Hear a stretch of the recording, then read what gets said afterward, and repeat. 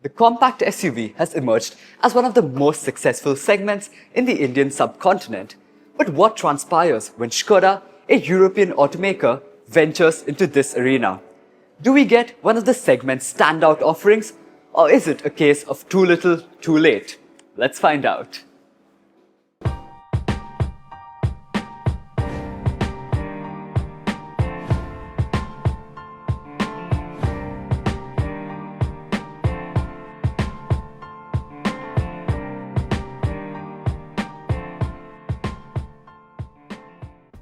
You get a set of 17-inch rims, which I feel the designers have done a fabulous job on, LED DRLs up top, and the headlights set lower down. The glossy black grille up front is longer and narrower compared to the KYLAQ, which does give it an overall wider stance. The overall side profile remains super clean, with the only accents being these chrome inserts on the door handles, black roof rails up top, and coming to the back, one thing that I happen to notice is that these taillights are much smaller compared to the general taillight sizes that we're used to on today's cars, and I like that look. Nice and chunky skid plate towards the back with this light grey insert which adds a nice highlight, ŠKODA lettering on the tailgate, mind you there's no logo, and when you do open it, you are greeted with a very spacious and large boot.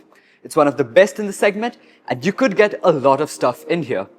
One more thing, there's no recess in the tailgate, instead you get this handle, but it still remains fairly easy to close, so that's not an issue.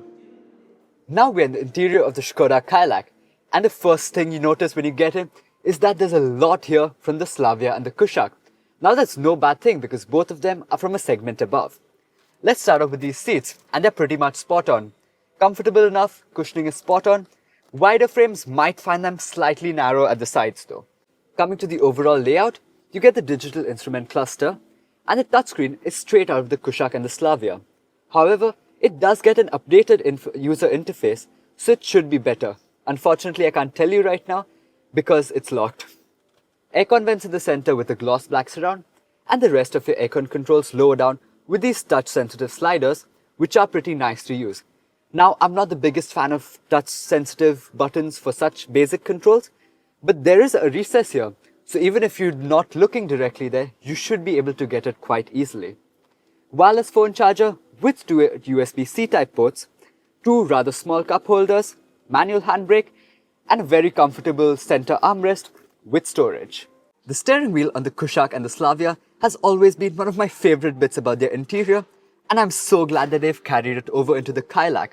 These knurled buttons which have like really satisfying clicks, they feel so good to use, and the overall unit does feel like it's from a car that's way more expensive. Coming to features, ŠKODA has done their homework and it gets all the necessary stuff.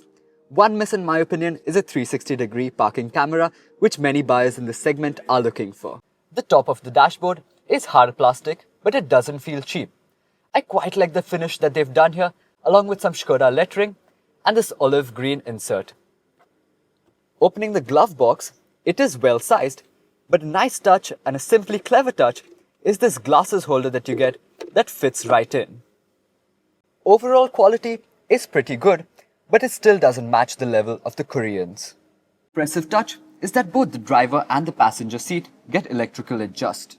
Getting into the back of the KYLAQ, that door third feel definitely doesn't feel like a sub 10 lakh car. Coming to the overall sense of space, it does feel smaller than the KYLAQ. That's because the wheelbase is 85 mm lesser. So if space is your outright criteria, it's better you step up to the elder sibling.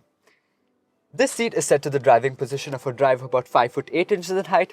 I know it's the passenger seat but set to the same level. I'm 5 foot 8 and I have a fair bit of knee room remaining. Headroom is decent because the roof is scooped out, so that's not an issue. Even a 6-footer would be fine there. Knee room would start getting a bit of an issue. Under thigh support is pretty impressive for this segment.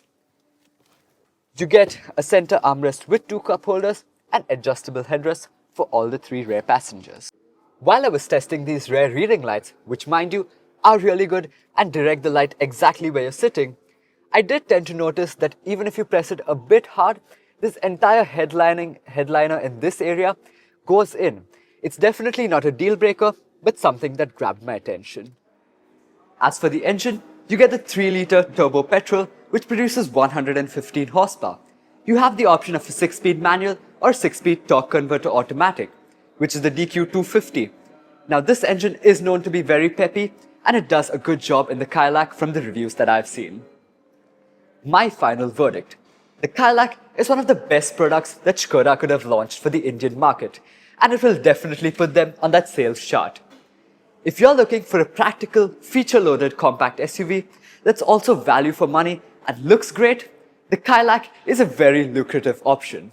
If you like this video, please don't forget to smash the thumbs up button, subscribe to my channel, and click on the bell icon to never miss any of my new uploads.